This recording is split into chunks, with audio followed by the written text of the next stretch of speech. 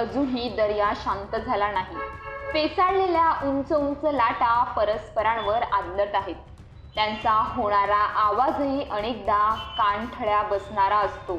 अशा खवळलेल्या दर्यावर स्वार होण्याचे धाडस मुरुडच्या कोळी बांधवांनी दाखवत शुक्रवारी आपल्या मच्छीमार बोटी नव्या हंगामासाठी खोल समुद्रात लोटले आहेत।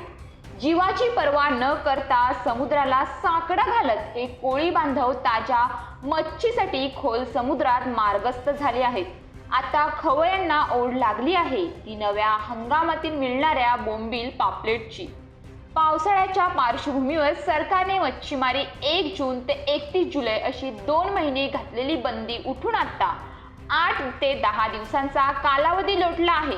पण खराब हवामानामुळे तसेच समुद्र खवळलेला असल्याने खबरदारी म्हणून मच्छीमारांनी खोल समुद्रात मासेमारीसाठी जाण्याचे टाळले होते। पण मच्छीमारीवर जीवन अवलंबून असलेल्या मच्छीमारांनी आता थेट खवळलेल्या समुद्रावरच स्वार होत आपल्या मच्छीमारी बोटी किनाऱ्यावरून खोल समुद्रात मार्गस्थ केले आहेत। मुरुड परिसरातील शेकडो बोटी खोल समुद्रात मार्गस्थ होताना दिसत आहेत। 15 दिवसांची शिदोरी बरोबर घेऊन नाखवा मंडळी आपल्या अन्य सहकाऱ्यांना सोबत घेऊन बोटी हाकताना दिसत आहे। येत्या सोमवारी 19 ऑगस्टला नारळी पौर्णिमा आहे। तोपर्यंत हे मच्छीमार 1-2 फेऱ्या मारून ताजी मच्छी घेऊन किनाऱ्यावर येतील।